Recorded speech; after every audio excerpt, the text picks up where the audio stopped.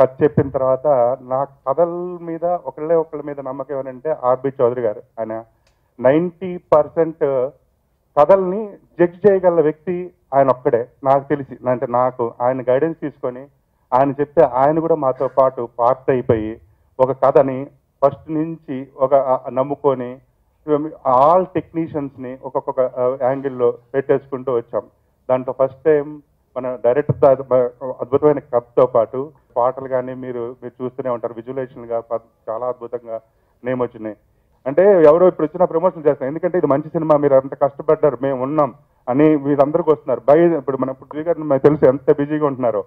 ఆయన్ని అందరూ 30 years పృథ్వీ గారి నాకు అంటే ప్రతి చిన్న విషయానికి ఇప్పుడు నిజంగా కూడా is very busy.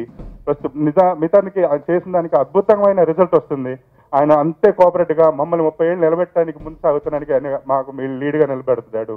Murali Sharma గారు, ప్రకాష్ రాజ్ గారు, ఎవ్రీవన్. అంటే ఇప్పుడు నేను ఈ ఎమోషన్లోనో ఈ కనెక్షన్లో కొంచెం మంది చెప్పలేకపోవచ్చు. But maybe it with valuable time for everyone. It's a team.